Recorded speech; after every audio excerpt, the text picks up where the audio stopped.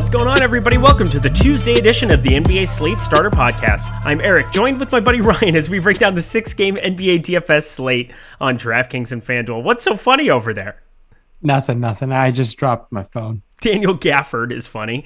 That didn't go very well. Luckily, I cut my exposure in half when he wasn't starting. I don't know why I thought he was going to start, but he never starts. Just didn't get there. But everybody else in that Washington-San Antonio Spurs game did. DeRozan, specifically Murray and Westbrook. Wowzer. Talk to me about your lineups tonight, Rayen Patnaik. Yeah, no, game stacks galore. If you find a way to stack Murray, DeRozan, Westbrook, and Beal and jam in all the other value, like Alex Len, you're probably doing really well right now. So outside of that, on a 10-game slate, we have this huge late-night hammer, and it's already in a blowout where Dallas is down 2+ touchdowns to Sacramento. So it's 20-3, 6 minutes into the game. Dallas has 3 points. That's exciting. Yeah, not looking good for my Tim Hardaway Jr. Love on boats. Actually, across the board on all the sites that I play on. Really disappointing to see that start, but hopefully they can turn it on and take care of business in terms of paying off their fantasy salaries. Hopefully Jalen Brunson can go in there and wreak havoc, but also you should wreak havoc in that bottom bar by hitting the like button, hitting the subscribe button, and hitting the notification bell so you know when this and all the other content at Awesemo is going live. Head over to monkeyknifefight.com. They are the presenting sponsor of the Slate Starter Podcast. If you put in promo code Awesemo, AWESEMO, you can get a $100 first deposit match bonus. It's $100 free just by signing up, by getting in there, hitting that promo code, putting that in at checkout. Check out all of their goodies for prop-based games, NBA, MLB, MMA, NHL, everything that you could want over there. They have multipliers, so you can multiply your money. You're going up against the house. You don't have to worry about Rayen Patnaik. You don't have to worry about me. We're about the same guy, doing the same stuff in the DFS streets. You didn't find that very funny at all. Okay, cool. And we're going to move ourselves along to DraftKings and FanDuel here. Rayen Patnaik, you ready to go, my dude? Let's ride. That's right. Sitting on the top end, Luka Doncic, 10,900 on a back-to-back. He was questionable. He ended up playing. Maybe Porzingis plays tomorrow. Who knows? God forbid. Yeah, we have that Dallas Golden State game in the late-night hammer. That'll definitely be the TNT special, I would have to assume. Is it TNT or ESPN on Tuesdays? I can't remember. I'm not sure. Since the MLB has started, ESPN has kind of flip-flopped their days around, it's felt like. So I am not well aware of what game is on national television tomorrow. Okay, I'm pretty sure. Yeah, I'll take a look. I think it's Brooklyn, Toronto, but maybe not for the other one. I know for a fact, though, Dallas Golden State, the 9:30 p.m. Eastern time, late night hammer sitting in that window. So Luka Doncic, 10-9, getting obliterated right now. God forbid he doesn't get there here. Steph Curry, 10-3, sitting down there, sitting up next in that same exact game on the other side. We know the kind of ceiling he has, 7 for 14 from 3 last game. All he does is make a ton of threes a night. And then Kyrie Irving, 9,500 going up against Toronto, has shooting guard eligibility over on DraftKings as well. Kevin Durant, it sounds like, is going to be playing, so maybe that's a little bit of a knock there. But Kyrie Irving, 63 there last time out in that win against Phoenix, looks really, really good. Talk to me about the top end of point guard.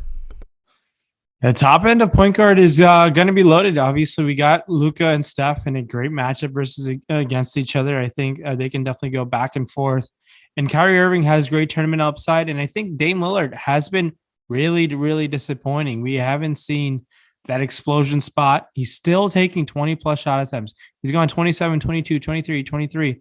Those are the last 4 games in terms of shot attempts. Anytime someone is taking that many shot attempts, you're going to have a ton of interest. And the Warriors-Mavs game has a huge tiebreaker implication where if the Mavs somehow win the game, I believe they own the tiebreaker over the Warriors, and there's something else that will play into the seeding for some reason. So there's some big implications in terms of playoff and tiebreakers between the matchup and the Warriors and Mavs. Other guys in the point guard spot, Fred VanVleet. We know Nurse is just going to roll out the minutes. This Cleveland team, they played against Cleveland. He had 32 minutes. He was disappointing. He didn't get there fantasy-wise. I think we go right back to VanVleet in a matchup versus Brooklyn, where we can definitely take advantage of that. And other guys over there, Dame Lillard is $8,300 over there on FanDuel. That is way too cheap for Dame Lillard. I don't know what it's going to take for Dame Lillard to turn things around, but he has not been that cheap in a long, long time. I don't know when it was that he's been that cheap, but it has been a long time. How do you feel about $8,300 Dame Lillard in a matchup versus Indiana? Yeah, I'm like in awe to see 8,300. Well, CJ McCollum and Norman Powell still exist. Carmelo Anthony's a black hole. Nurkic, we know the kind of involvement he has in the offense now that he's back. I think there's a lot of factors that are kind of going against him, but it's Damian Lillard. We know his ceiling. Like, that's basically kind of what it comes down to. It's like, can 8,300 burn you? Yeah, it can burn you badly, but also he could annihilate you if he decides to go out there and put up a primetime performance up against Indiana. It's crazy to see that you have Malcolm Brogdon $200 more than what Damian Lillard is, but that's kind of deserved.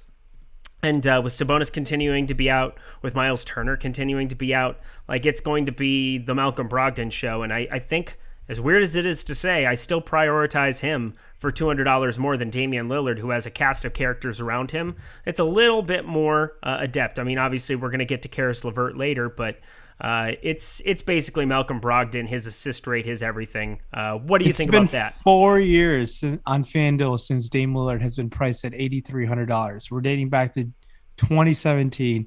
That's insane. It's pretty outrageous. Yeah, I will be, I guess, buying low. This is way too low for a guy like Dame Lillard. He had some interesting post-game comments relating his team. They're not the Brooklyn Nets. They're in a hole right now, and they need to dig themselves out. So, I mean, pretty much all year long, Dame Lillard has not played well with CJ McCollum. It's been really interesting to see how Stotts is going to be that. I think Stotts is on the hot seat, to be honest with you.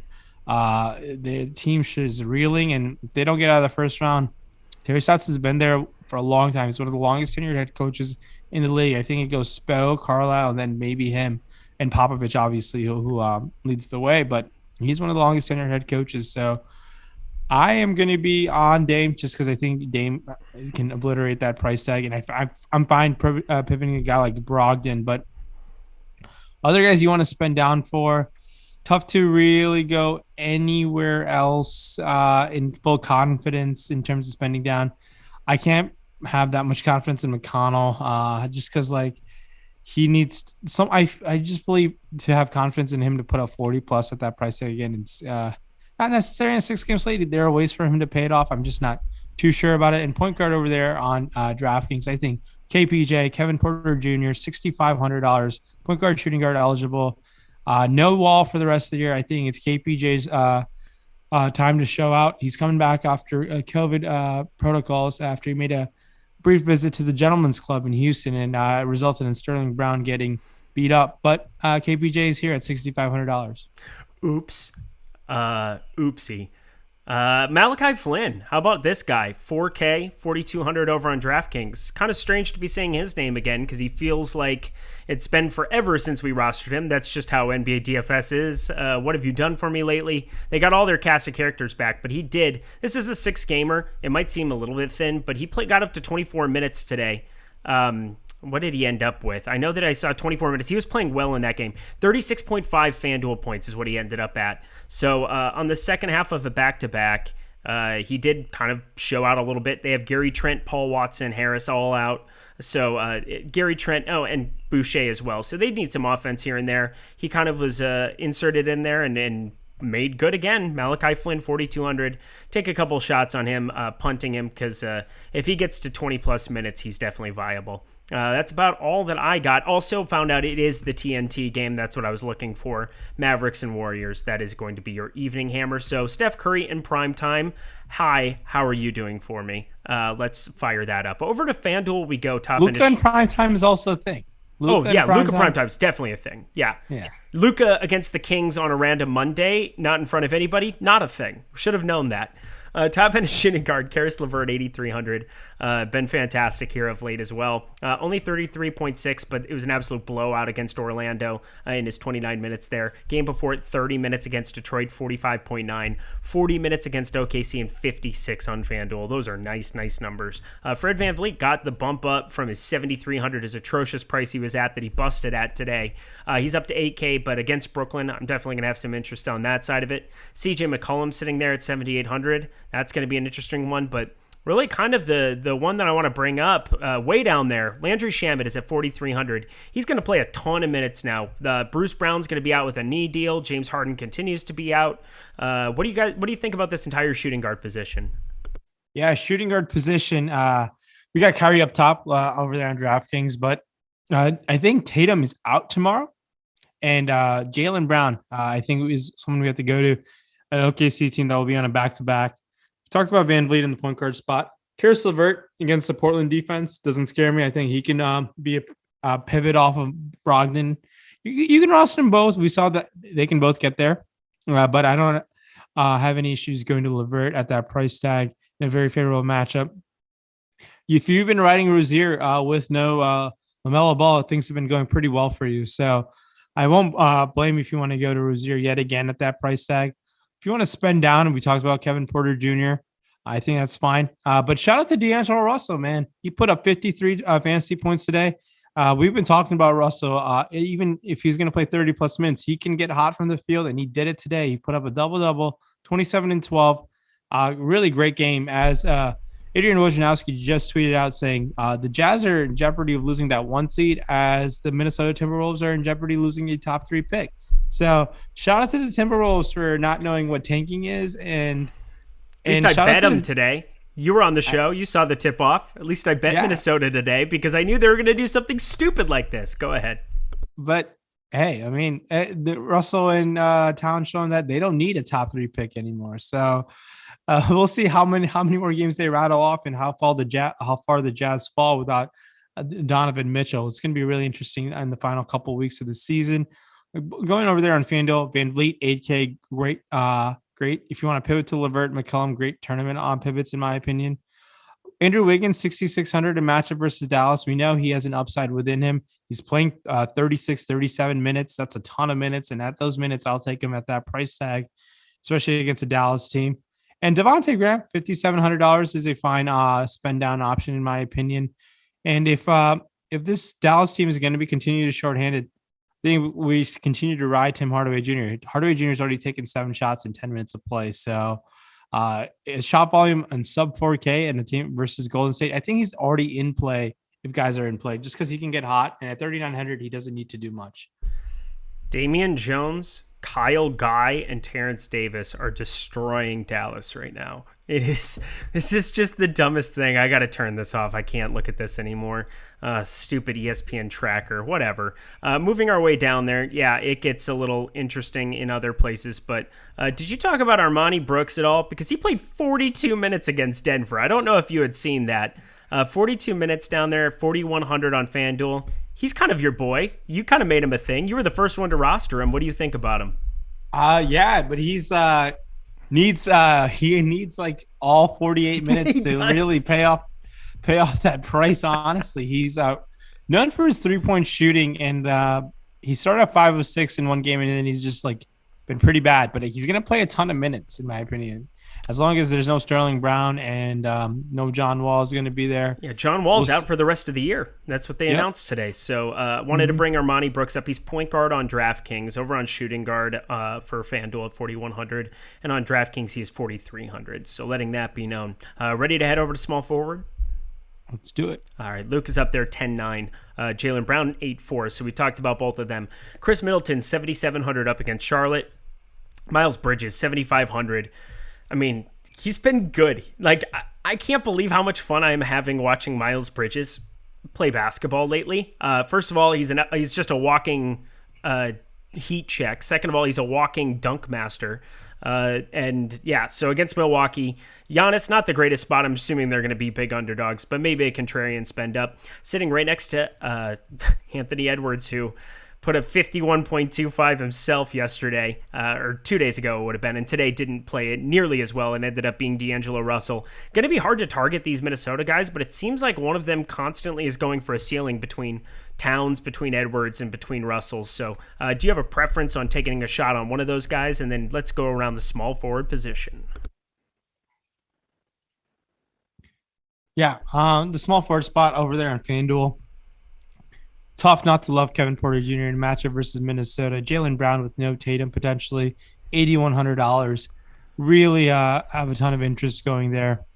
And other guys that you can take your chances on, Anthony Edwards. If there's a back to back and Russell's not going to play, I believe Russell's been playing some back to backs.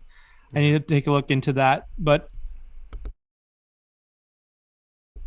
and there's no one really that stands out to me below 4K, honestly. In confidence, I guess you can play a guy like Michael Mulder. That's really about it with this situation. And other guys who are your chances on a guy like Joe Harris at $5,200. I know it's been tough to go there when KD and Kyrie are playing. Yeah, agree with that. O'Shea Brissett, what do you think about Mr. O'Shea, the guy sitting there? I guess he's 5K. What position is he listed still at DK? So he's power forward over there, but on FanDuel, all the way up to 5,600. But I believe he's the best basketball player in the history of the world, correct? He's not. That's not correct. We got to. It's all going to come down if Goga plays or not for him. Right. If Goga plays, it's tough to go to there. But if Goga's out, I think we can definitely have some interest. Kelly Oubre Jr. deserves a mention on both sides just because of his potential and his minutes he's been playing and playing more along with the second unit where he's getting more usage. And Edmund Sumner, based on the Indiana situation, could open up to be a great play. He's been a great play the last two times out. I think there's no issues in going back to him. And I think Evan Fournier, with no Jason Tatum, I think his minutes will potentially go up. So I know he's been terrible as a Boston Celtic, but that's going to turn around for him. You would think so. He's much, much better than this. Moving our way along, you ready to head to power forward? Yep. Let's do it. Top end over there, 11,000 up against Giannis. What am I saying? $11,000 for Giannis up against Charlotte in that same matchup I spoke of, across from Miles Bridges. It's the best fantasy player on earth. I'm going to roster him a lot. Pascal Siakam, 9,100, going up against Brooklyn on the other side. Played 31 minutes. They ended up beating Cleveland there. And yeah, I'm going to be happy to be getting to some Pascal Siakam there. Christian Wood, 7,700 up against Minnesota. That's going to be another spot that you can look at because that game's going to fly a little bit. And it sounds like him and Kevin Porter are going to be good to go. So they'll eat a little bit of each other's stuff, but I don't know what I'm trying to even say there. Don't even listen to me. Christian Wood, definitely a good play. And Draymond Green, 7,500 in that primetime game, coming off of a 14 rebound, 13 assist, only 8 points, 2 points away from the triple-double, which was very hurtful to me because I've been riding Draymond Green for quite a while here. Once you lost James Wiseman, it opened up the world for him. Good to see him start to put up some big assist numbers, rebound numbers, back-to-back games here. Just get to 10 points. Talk to me about the top end of power forward. Well, Giannis, obviously, you're definitely going to have a ton of interest in Giannis in the matchup versus Charlotte just because he can be the highest-scoring player on the slate. And that alone is going to pique my interest in a six-game slate like that. But if you want to pivot off of Giannis, keep in mind, take your chances on Middleton and Drew Holiday, who we briefly touched, but didn't go in detail on those guys. But other guys, Pascal Siakam versus Brooklyn. I say versus Brooklyn because Siakam has been a monster versus Brooklyn this year. I believe he has gone 51 and 65 fantasy points in the two games versus Brooklyn this year. Not saying that's going to happen, but that's the upside he's put up in a very favorable matchup. I think we can go to him on both sides, even at that price tag. No issues going to Siakam. I like him quite a bit just because of the matchup and the upside. I think he won't be as highly owned as for his favorable matchup that he's in. But people are going to go to a guy like Kevin Durant, who was sensational in just 28 minutes of play, put up 53 fantasy points, just reminding everyone who he is and like not to forget about KD. Christian Wood, like you mentioned, makes a ton of sense at 8K with no John Wall. Definitely like that price tag for him. And other guys, if you want to spend down, I think it might open up things with no Tatum for Jabari Parker, as crazy as that sounds, in matchup versus Oklahoma City. I don't have any issues taking some tournament options with him. And other guys who you can take your chances on just because of the situation in Houston are guys like Jayshawn Tate, maybe KJ Martin. I believe McDaniels is continued to get those ton of minutes in Minnesota. Played 34 today. Just continue to play 30 plus minutes. He's a young player where he at times that during the regular season he has shown to pay off that price tag, and when he's that cheap on a 6 game slate, he really doesn't need to do much for you to be able to jam in studs over there in FanDuel. A lot of the similar guys are definitely in play, but couple prices that stand out to me are Kem Birch. Kyle Lowry specifically said today post game he's trying to get Birch paid. Whatever that means in terms of force feeding the ball more to Birch, who knows? But he played 33 minutes and was great for in terms of fantasy as he put up 34 plus FanDuel points. How do you feel about Kem Birch and anyone else that stands out as a power forward position? Because that's really about it. I mean, it was good to see Kem Birch start there, 4,900 on FanDuel. Yeah, 34.7 fantasy points. He played well. I had a little bit, not much. I should have had more maybe over on FanDuel, but definitely a spot to go take some shots there. A guy that I want to hear you talk about for a second, Juan Toscano-Anderson, has gotten up to 31 minutes and 26 minutes. That one wasn't close before, but the 31 minutes against Sacramento was close. He's under 4K now. Again, it's a 6-game slate. We can kind of take some of these shots. And then Doug McDermott, 3,800. We know he's shooting dependent, 7 for 10 from the field, 2 for 3 from 3 last time out against Orlando. They ended up being Orlando pretty heftily, so maybe would have gotten to around 24 minutes, 25 minutes with all the absences they've had there. What do you think about maybe taking some shots on those guys? Because I don't want to play Jabari Parker. Don't make me play Jabari Parker. No, I think those are all fine options to consider. It's a tournament. It's a small enough slate where you can get a little cute and strike it a little upside to kind of just change up your roster construction. So no real issues with those options that you mentioned off. So that's how I really feel about the plays you said. Well, there we go. You didn't hate them. You didn't say, Eric, you're the dumbest person that I've ever talked to in my entire life. I'm actually one of those trolls in YouTube chat. That's what I wanted to let you know. Anywho, we're going to continue ourselves on to the center position, finishing out top end over on FanDuel. Let's start over there today. That seems like fun. Karl Anthony Towns, 9,700. The main reason that I wanted to start center over on FanDuel today is because I didn't know if you had seen Nurkic's price tag, but he's up to 8,200 after his 29-minute back-to-back games, 53 and 57.9 fantasy point explosions, all the way up to 8,200 over there, which is like mind-boggling that he's only 1,700 less now than Karl Anthony Towns, not even getting to 30 minutes, but that's kind of the reason that Damian Lillard's ceiling doesn't exist. And now if Nurk doesn't have Goga or Turner or Sabonis out there, best of luck O'Shea Brissett and Jakar Sampson. Have at. And then Kelly Olynyk, 6K, going to be very, very popular at that number. 34 minutes back-to-back games, given Christian Wood will be back, so that's kind of a thing. But 6K, definitely willing to pay that for him too. Talk to me about the top end of center. Yeah, I think Cat, a matchup versus Houston, you got to love Cat in the spot. Cat, I know, has been disappointing the last 3 games out, but he should eat against his Houston front court. I don't see the likes of Kelly Olynyk or Christian Wood slowing him down. Go to Nurk. He's been a monster in 29 minutes. This Portland team needs to rely on Nurk down the stretch because he really was an anchor in the bubble for them. And now Portland needs to rattle off some wins to avoid the play-in game situation. So Nurk needs to be in play, obviously, at 6,800 over there on DraftKings. Makes her a great price and savings off of guys like Wood and Cat, who come in at 8 and 10K over there on DraftKings, respectively. Obviously, as Giannis has center eligibility still over there on DraftKings. But if Goga were to play at 4K, we'll have a ton of interest, in my opinion.